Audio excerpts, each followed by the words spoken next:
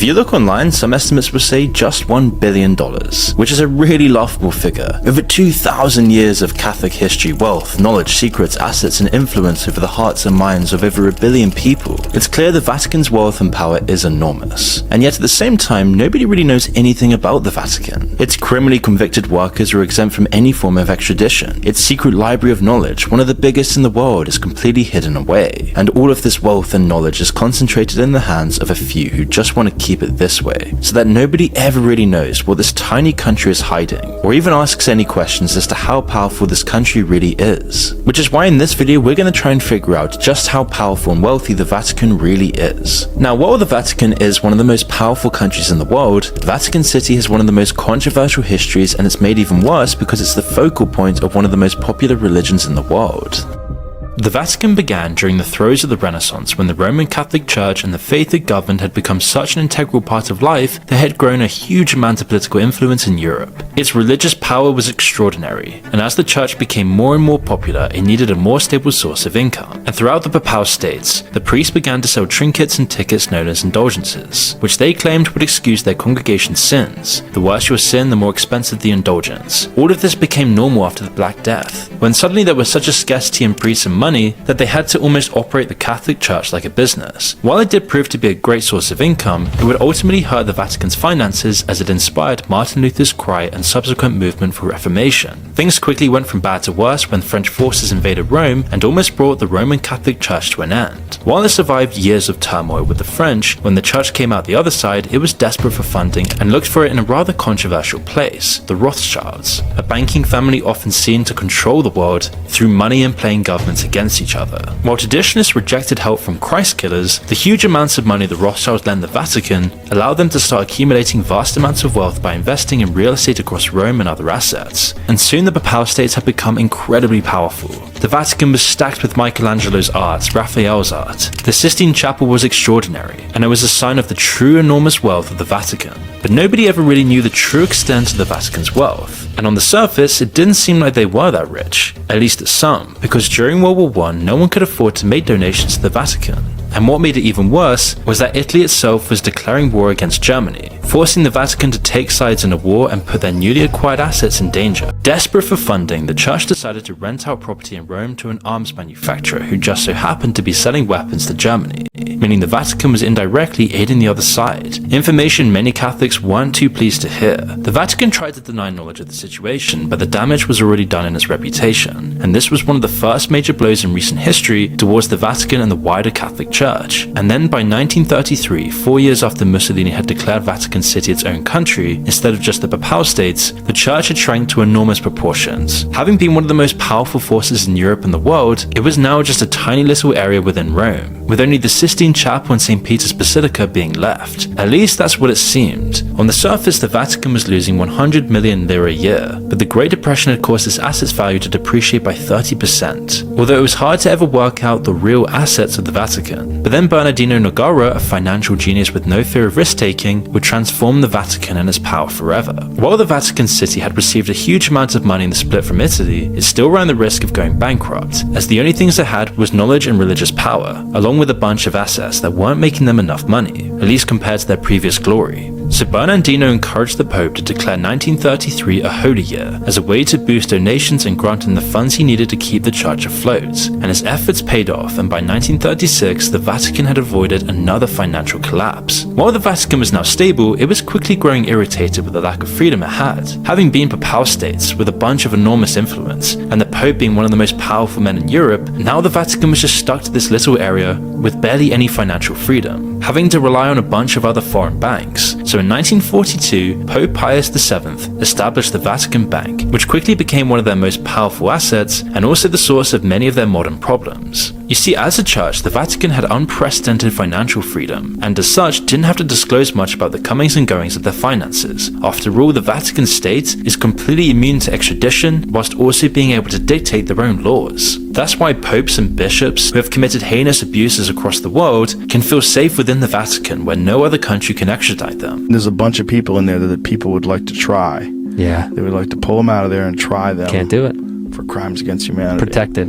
And because of this, they're able to hide a lot of their crimes up, and also their sources of income. and one income source they managed to hide for years was the money coming in from Hitler. You see, Hitler saw the advantage of having the Vatican as a potential ally. If he controlled the religious power of the world, he could control the hearts and minds of populations. So he would secretly donate funds to the church through Peter's pence, which were funds once sent to the Vatican by Anglo-Saxon kings as a gesture of solidarity and support. But as the Nazis' empire began to fall, they allegedly used the Vatican Bank to secretly transfer $598 million worth of gold to South America, and apparently the church even helped high-ranking Nazi officials escape justice, using the Vatican's own laws and extradition policies to facilitate this. And after this, they started realizing they could work around the world, using governments and their religious power to create enormous sums of wealth, all without any foreign country being able to do anything against it. Soon after World War II ended, they realized there was huge value in investing in construction companies and profiting off the reconstruction of Europe. And in doing so, those running the Vatican Bank decided to get mixed in with the mafia. You see, because of how the bank operated, it didn't need to disclose its financial statements or activities to the public. While this would be fine if only civilians of the Vatican City could open accounts, many outside of the small country were also holding funds there, which meant they also couldn't be taxed, including government officials and of course the mob. It's a great place to deposit dirty, powerful money. Once Bernardino stepped down, he was then replaced by Cardinal Poo, who hired Michele Sindona, best known for helping the wealthy evade taxes and also working with the crime Gambino family, whilst also hiring Roberto Calvi, who made fortunes through other people's creations. And it's believed that these two men took advantage of the situation, using the Vatican to make them enormous amounts of money. And while things worked well for a few years, Sindona soon made one too many risky moves after taking over the Franklin National Bank. After a risky foreign trade exchange led to the bank losing millions, which happened after a series of grave missteps, Sindona was soon arrested. Calvi then bought out his former partner's assets, as Sindona wasn't going down without a fight, and dragged Calvi down by exposing his fraudulent schemes, forcing the latter to flee to London where he was later killed. His body was then hung from a bridge and could only be seen as a warning from the mafia. Sindona then died of cyanide poisoning 3 years later, and while the Vatican denied having a hand in either man's death and agreed to pay $244 million in a legal settlement, the damage was already done to their reputation. And this was when people started realizing that the Vatican wasn't just about religion. There was far more going on and far more shady power behind the surface. Congregations no longer even trusted how the Vatican was handling their money, and as a result, Catholics everywhere stopped contributing to the Vatican, leading to the church suffering a massive budget deficit between 1984 and 1985. After that, a new scandal involving the Vatican seemed to circulate the news every other year. If they weren't preventing the arrest of one of their archbishops in hopes that it would prevent further damage to their reputation, they were also dealing with corruption allegations, suffering from financial mismanagement, or poorly navigating a decades-long scandal involving their priests preying on the children they were supposed to be teaching. It was clear that people's love for the Vatican was quickly deteriorating, and as a result, many were rejecting their Catholic faith. However, after years of scandals, dodgy dealings, and secret operations, they would make a decision that sparked hope for their future, electing their new 266th Pope. By focusing on issues like poverty and the environment, with the Pope also going out of his way to make the church more inclusive, Pope Francis, as he now goes by, has been making some successful steps to restore people's faith in the Vatican. Francis is changing the laws of the church now. The changes give women more roles at Mass, but the Vatican is still reserving priesthood only for men.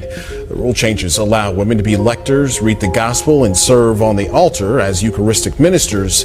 Whilst the Vatican is first and foremost the head of Catholicism, it operates as more than just a spiritual power. Despite all the controversy, it has more influence and power over the world than many people would ever expect. While the church's history with money is treacherous to say the least, it still gave them a massive advantage through capital, which they could then use to run their practices and teachings however they wished. As of 2023, it's reported the Vatican Bank has assets amounting to 5.38 billion euros, and these funds have enabled them to do some incredible things. One of the church's primary missions is providing aid to and looking after the poor and impoverished. Over the years, they've made a point for caring for the poor, not just in Italy, but around the world. Today, they've established over 139,000 schools, 5,500 hospitals, 10,000 orphanages, 18,000 clinics, and 16,000 homes for the elderly and those with special needs, and about 65% of these are located in developing countries. But even when the Vatican isn't personally assisting the poor, it is encouraging others to do so.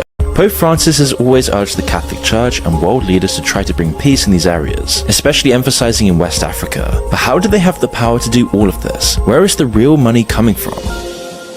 First of all, it all started with massive donations and land grants. After all, the Catholic Church has been around almost 2,000 years, and the Vatican specifically started in 1929. As we mentioned before, going back centuries, wealthy rulers, families, and devout followers donated land, gold, and treasures to the church, whether this be to secure a place in heaven, or for powerful interest groups to align themselves with the church's influence. But over time, these donations turned the Vatican into a significant player, not just in religion, but in politics and society. And today we can see some of the Vatican's wealth still in full display, like its giant real estate empire. The Vatican doesn't just have real estate in the Vatican City. The Vatican owns properties in prime locations worldwide, including major cities like London, Paris, and New York, as almost all of their wealth is in assets. These holdings range from high-end residential buildings to commercial spaces that generate millions in rent each year. Owning such real estate allows the Vatican to secure income from some of the most valuable land on the planet, and many of these properties have only increased in value over time. Then there's the Vatican's art collection. The church holds some of the most precious artworks in history, from Michelangelo's Sistine Chapel frescoes to masterpieces by Raphael. All of these assets are obviously priceless. There's almost no chance that will be sold, and each year that passes, their collection is worth more and more billions. And because of these assets, every year millions of tourists pay to see these treasures, making the Vatican's art and cultural assets not only a source of pride, but also a giant revenue stream. That and the fact that they have tons of wealth, tons of assets hidden away from the public, and even one of the biggest libraries in the world that almost nobody can access, makes you realize the Vatican's wealth is far more obscure than most people realize. Now, the church will claim that this enormous amount of wealth is just to support its mission work, but the Vatican's secret operations make it difficult to verify where all of this money really goes. And because the Vatican isn't obliged to disclose the full scope of its wealth to anyone, it makes it very difficult to ever pinpoint how much power it really has. Unlike companies or even governments, it doesn't have to show anyone anything. It's its own sovereign nation, and this lack of transparency has fueled plenty of speculation and conspiracy theories about its true wealth. And it also creates a lot of tension because while the church preaches humility and charity, its vast undisclosed wealth can seem at odds with those values, especially with the Pope saying that you shouldn't buy a nice car, and then instead you should think about feeding the poor. But then why does the church promote such a humble life and caring for the poor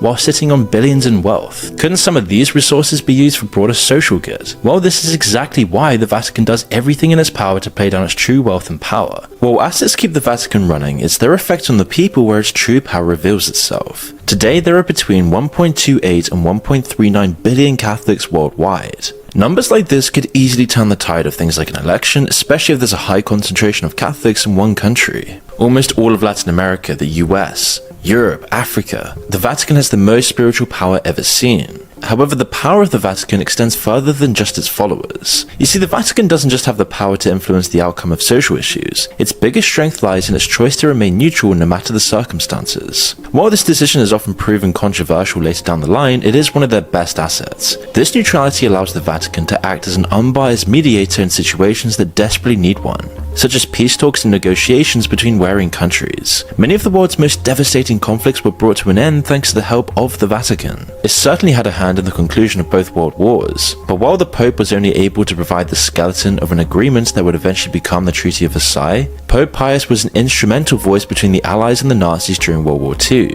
But neither side felt that the Pope's efforts were enough, with the Allies believing that he still hadn't condemned the mass genocide of Jews harshly enough, and the Nazis feeling he sympathized with the Allies. Hilariously, this probably couldn't be a clearer indication of neutrality. Before World War II even began, Pope Pius helped draft the anti-Nazi encyclical, which was published in 1937, and his efforts after the war were praised by many world leaders. And this allows the Vatican to gain power and wealth from all countries. It can play both sides, it doesn't really matter. By being neutral, the Vatican's able to extend its power and wealth through playing the neutrality card. But most of the times today, these talks between countries are more just a facade than anything else, as the Vatican isn't there just to create peace.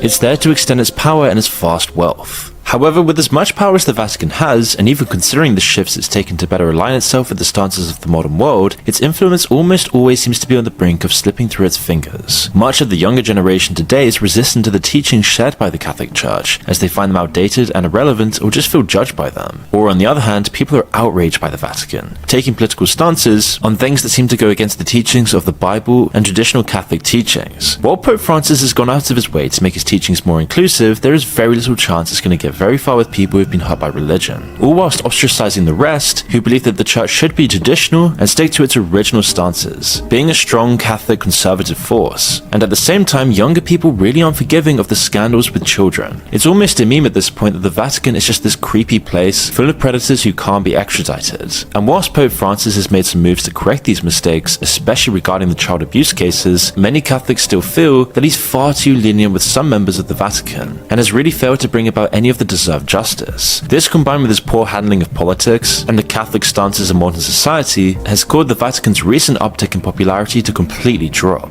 You say Catholic priest, people think abuse. 100%. It's a Yeah. instant connection. Yeah. Doesn't mean that they're all doing it. I'm sure Right. most of them are absolutely not Most of doing them it. aren't, but a couple most of them put are up- great people. A couple of them are putting up some real numbers, some real molestation numbers. Look at this. The Vatican revealed Tuesday that it over the past decade has defrocked 848 priests who raped or molested children and sanctioned another 2,572 with lesser penalties. And worse yet is their inability to agree on certain issues. While non-Catholics might not like the Vatican, most can at least agree that their display of brotherhood and unity is commendable. One of the most prominent messages in the Catholic and Christian faith is love. Love for your brother, your family, your neighbor, your enemy. It's referenced almost everywhere in the Bible and was among the few things people respected and appreciated about Catholics. So when that unity began to crumble within itself following the establishment of some of Pope Francis's new policies, so did people's respect for the Vatican. A civil war has been brewing within the Vatican ever since Francis was made Pope.